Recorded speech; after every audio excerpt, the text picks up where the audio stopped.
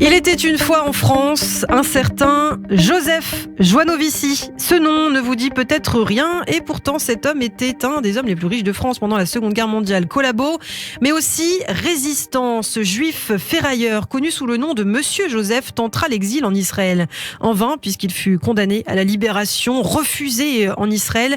L'occasion ce matin d'évoquer le destin extraordinaire de cet homme disparu le 7 février 1965.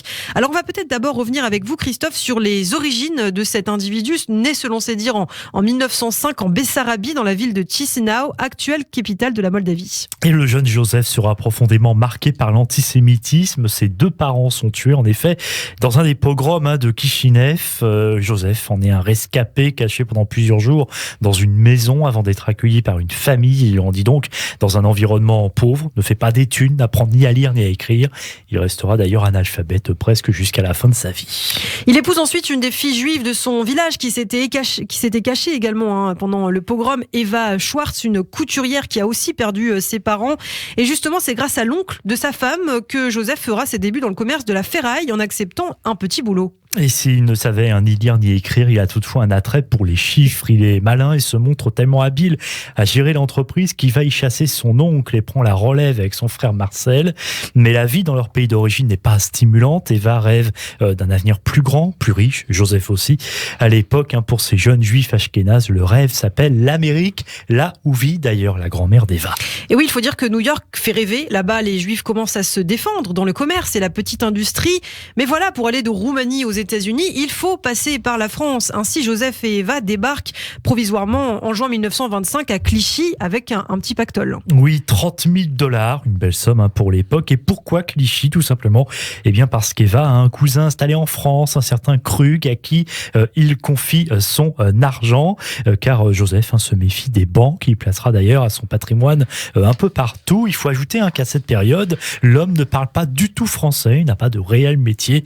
C'est la communauté juive de Clichy qui va aider le couple à s'installer, et donc notamment ce fameux Krug qui va l'embaucher dans sa petite entreprise de récupération de vieux métaux.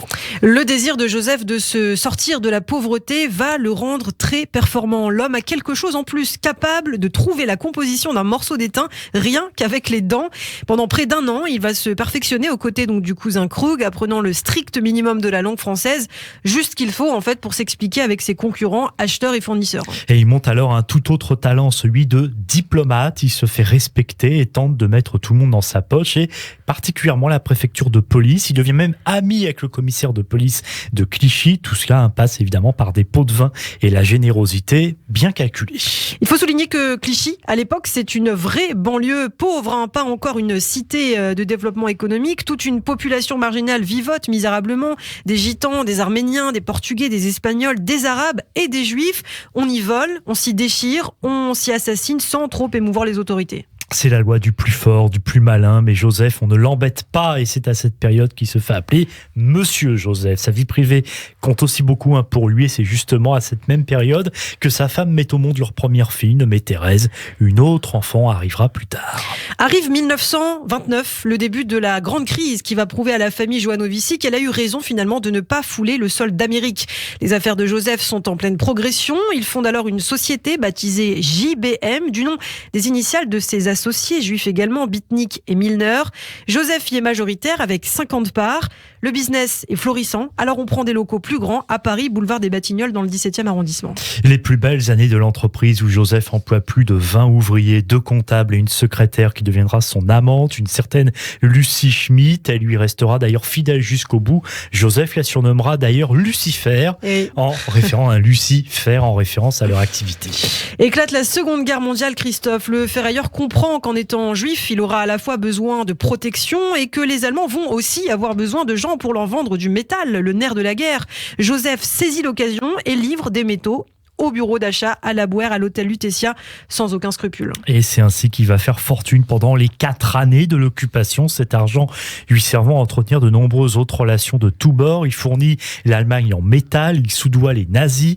À partir de 1942, Joanovici se place sous la protection d'Henri Lafont, qui n'est autre que le chef de la Gestapo française. D'ailleurs, les services de renseignement, la fameuse DST, affirmeront après la guerre avoir eu en leur possession une fiche allemande immatriculant également Joseph comme agent de la Gestapo. Et oui, un agent de la Gestapo juif, on aura tout vu. Alors Joseph arrose les uns et les autres, envoyer les bifetons comme on disait à l'époque, il ne cesse de le faire pendant toute la guerre, à son profit, donc pour enrichir ceux avec qui il est en affaire, mais aussi, et on l'ignore peut-être, pour sauver certains résistants. Il fourgue ainsi du métal, souvent de mauvaise qualité, ce qui lui permettra à la libération de se présenter comme résistant.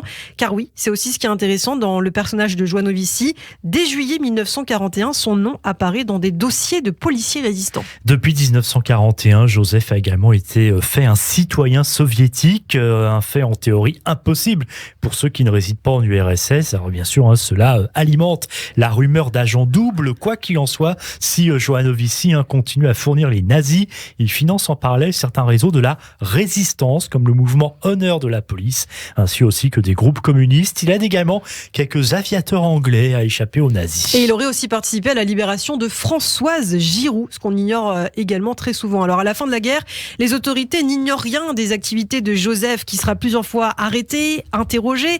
Il est incarcéré en 1947 à la prison de la Santé, accusé de collaboration économique. Son procès a lieu tout le mois de juillet 1949 avec son lot d'interrogations. Car Joseph, donc s'il a certes collaboré, il a aussi armé la résistance. Il est pris entre deux feux, la préfecture de police qui le défend, qu'il a toujours défendu, et la DST, donc les services de renseignement intérieur qui souhaitent le voir condamné. Et on retient ces phrases célèbres du procès qu'il aurait prononcé. « Je n'étais pas vendu aux Allemands puisque c'est moi qui les payais » ou encore « Que voulez-vous faire contre les Allemands ? Moi, j'ai fait fortune. » Mais sa défense ne convainc pas. Joanovici écope de 5 ans de prison.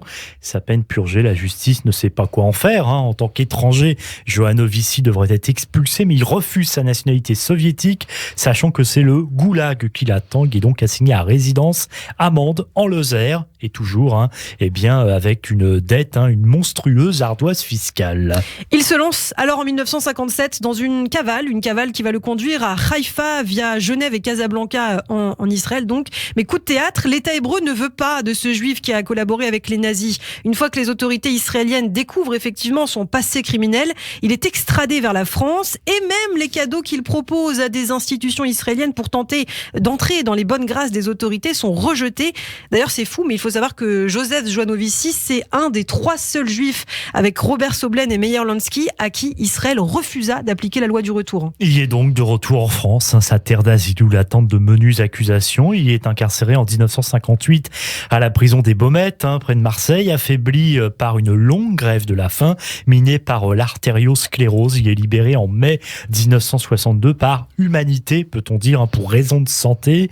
Il ne quitte alors plus son modeste 2 pièces de l'avenue Anatole France à Clichy, où le soigne sa maîtresse de toujours Lucie Schmitt, donc surnommée Lucifer. Ruiné, il meurt dans le dénuement et la solitude sans sa famille le 7 janvier 1965. Et oui, sans ses 2 filles, notamment puisqu'il a eu 2 filles, il n'a eu aucun garçon. L'histoire en bref de Joseph Joanovici. Si vous souhaitez en savoir plus, je vous conseille cette magnifique BD de Fabien Nury et Sylvain Vallée. Je pense un de mes romans graphiques préférés. D'ailleurs, il était une fois en France, qui existe en 6 tomes, qu'on peut aussi trouver en intégrale depuis 2015.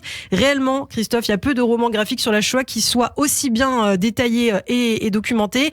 Et puis, si vous souhaitez prendre à la BD, c'est l'œuvre que je vous conseille. Et puis, il y a aussi ce livre d'Alphonse Boudard que j'ai emmené ce matin, L'étrange Monsieur Joseph, qui m'a vraiment aidé à écrire cette chronique. Il y a beaucoup de citations qu'on n'a pas pu toutes citer dans cette chronique, mais donc pour vous faire découvrir ce personnage incroyable, si vous souhaitez en savoir plus. C'est le genre d'anti-héros qui passionne toujours autant, 57 ans après sa mort.